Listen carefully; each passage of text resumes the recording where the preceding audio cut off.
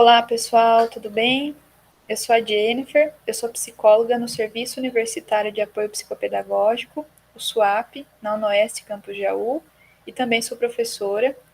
E, por meio de um convite realizado pelo NUFEPS, eu gostaria de compartilhar com vocês um pouquinho a respeito dos transtornos do neurodesenvolvimento. Agradeço pelo convite e espero contribuir de forma significativa com informações científicas e confiáveis a respeito da temática. Pois bem, antes de falarmos dos transtornos, acho que é válido nós retomarmos o que são as dificuldades de aprendizagem.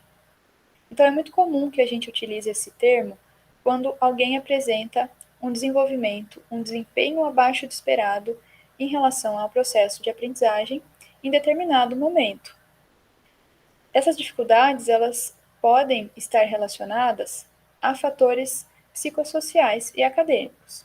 Então, a causa de uma dificuldade de aprendizagem pode ser tanto de origem do contexto pessoal da pessoa, né, de vida da pessoa, então, condições psicossociais que envolvem aspectos psicológicos, a forma de lidar com as suas emoções, contexto de família, se tem suporte social, familiar, condição socioeconômica, a forma também como a pessoa se organiza e faz a gestão do tempo, o ciclo de sono, se a pessoa tem uma boa alimentação. Então, todos esses fatores podem ocasionar reflexos, prejuízos na aprendizagem. Porém, quando reorganizados, restabelecidos, os conflitos elaborados, as pessoas retornam, elas voltam a ter um bom desempenho e atingem esses marcos na aprendizagem que eram esperados naquele determinado momento. As dificuldades de aprendizagem, elas são inerentes também do processo de aprendizagem. Em determinados momentos do curso, ainda o estudante ele está se adaptando àquele contexto que é muito específico também do curso, do turno, a modalidade. Então, por exemplo, né, uma transição da educação infantil para o ensino fundamental, do ensino médio para o superior. Então, esse processo de reorganização, de autorregulação, pode trazer algumas dificuldades de aprendizagem, né? Porém, quando a pessoa desenvolve as habilidades esperadas, ela consegue adquirir esses conhecimentos esperados para aquele determinado momento, né? Então, é diferente dos transtornos. Os transtornos mentais, eles envolvem um conjunto de condições que têm uma origem neurológica ou psiquiátrica, mas que trazem prejuízos para a vida daquela pessoa. Então, os transtornos, eles têm uma base genética que, juntamente com o contexto ambiental, apresenta a manifestação do transtorno, né? É muito comum que as crianças, quando ingressam para a escola, apresentem esses indicadores, né? E aí a escola acaba realizando o encaminhamento para que seja investigado se aquele conjunto de dificuldades caracterizam algum transtorno, né? Então, o transtorno, ele envolve, né, esse aspecto genético, biológico, né? E de acordo com o DSM-5, existem categorias de transtornos mentais, né?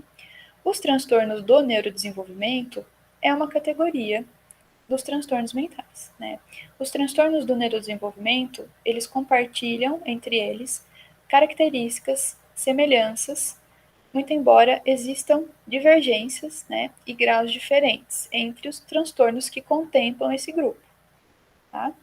Então, os transtornos do neurodesenvolvimento, de forma geral, se constituem por um grupo de condições que se iniciaram no percurso do desenvolvimento humano.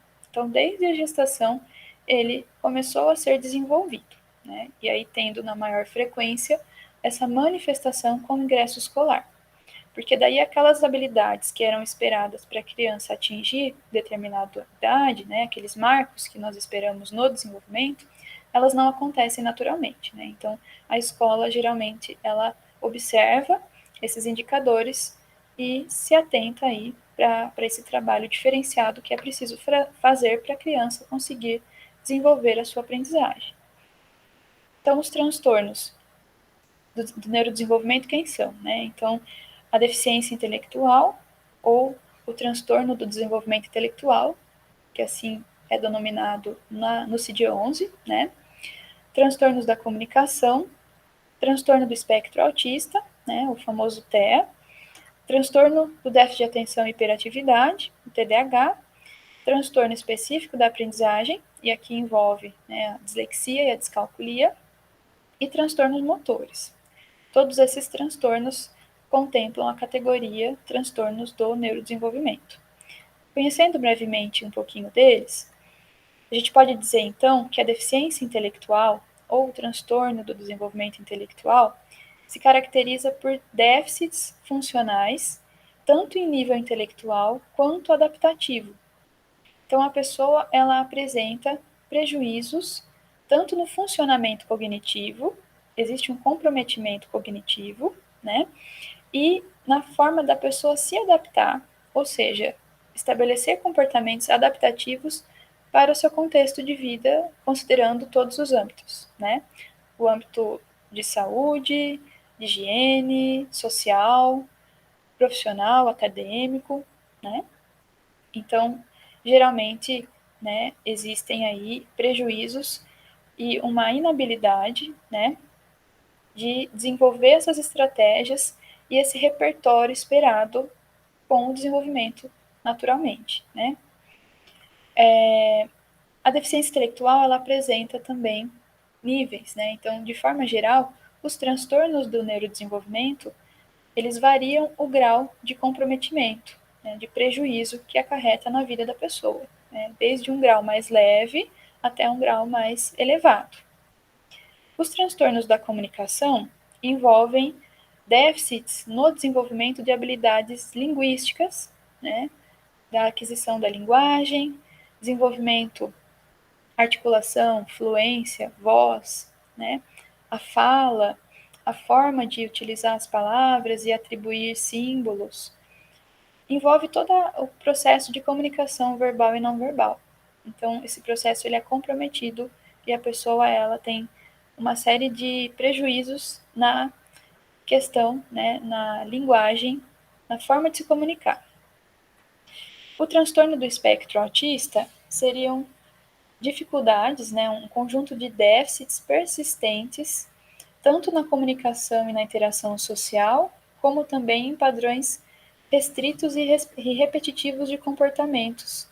Eles têm estereotipias, né? Então, as pessoas com TEA, elas são geralmente, né, possuem ideias e movimentos muito rígidos, né, fixação em objetos, que a gente chama, né, insistências em realizar as mesmas atividades, em ter aquela mesma rotina. Eles podem ter alteração sensorial, que seria uma hiper ou hiporreatividade, né? Então, o TEA, né, ele caracteriza todos esses indicadores e pode haver ou não o comprometimento também intelectual, né? E aí também vai depender do grau, né, do nível de comprometimento e de prejuízo avaliado pelos profissionais para conseguir encontrar a classificação que melhor traduz, né, que melhor se adeque ali aos conjuntos de condições apresentados pelo aluno, pela criança. O transtorno do déficit de atenção e hiperatividade é um padrão persistente de desatenção. Então, geralmente, essas crianças, essas pessoas têm dificuldade de permanecer realizando uma tarefa e concluir essa tarefa. Geralmente, inicia muitos projetos ao mesmo tempo e não consegue finalizá-los. Comete muitos erros por falta de atenção, esquece facilmente de compromissos, de tarefas, perde facilmente objetos, né? E aí, a pessoa com déficit de atenção, ela pode também ter a hiperatividade, né? Então, a hiperatividade seria essa agitação psicomotora, né? Então, a pessoa, ela permanece, né, determinado momento ali, né, fazendo uma atividade, mas ela tem necessidade de levantar, de se mexer, de ficar batucando as mãos ou os pés.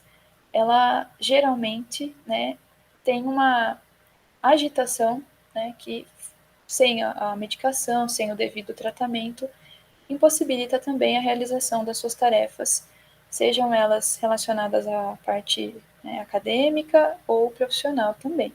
Né. Já o transtorno específico da aprendizagem envolve um conjunto de déficits na capacidade de perceber e processar informações com eficiência e precisão. Então, aqui a gente está falando de dificuldades persistentes nas habilidades acadêmicas propriamente, né? Então, na aquisição de linguagem, né, de escrita, desenvolvimento da alfabetização, interpretação de texto e também, né, a descalculia, né, que envolve raciocínio numérico, raciocínio lógico, a capacidade de abstração de cálculos e a aplicação de conceitos matemáticos em situações do cotidiano. Tá?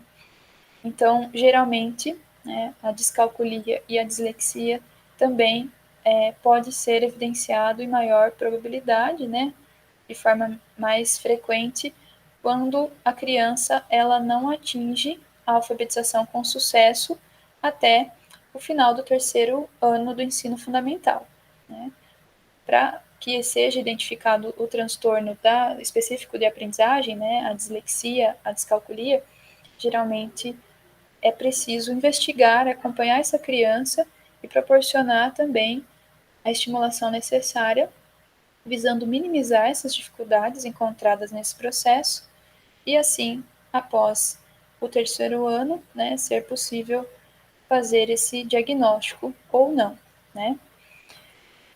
Bom, os transtornos motores são transtornos que envolvem, geralmente, né, o desenvolvimento da coordenação, então são déficits na aquisição de habilidades motoras, então a pessoa ela apresenta uma lentidão maior para realizar as atividades, uma imprecisão, transtorno do movimento estereotipado, então apresenta movimentos repetitivos, sem propósito algum, como morder, bater, balançar o corpo, né? E também tem os transtornos de tique, que aí, né, a gente pode citar como exemplo o transtorno do Tourette, que seria um conjunto de comportamentos motores estereotipados, né, repentinos e rápidos, que a pessoa ela não tem o controle, né? Então são movimentos que ela tem involuntariamente e aí com o devido tratamento também a pessoa ela cessa, né, ou minimiza de forma significativa esses tiques, esses comportamentos estereotipados. Bom, eu espero ter contribuído com essas informações. Eu estou à disposição para sanar possíveis dúvidas. Queria agradecer a oportunidade e a atenção de vocês. Até a próxima. Tchau, tchau, pessoal.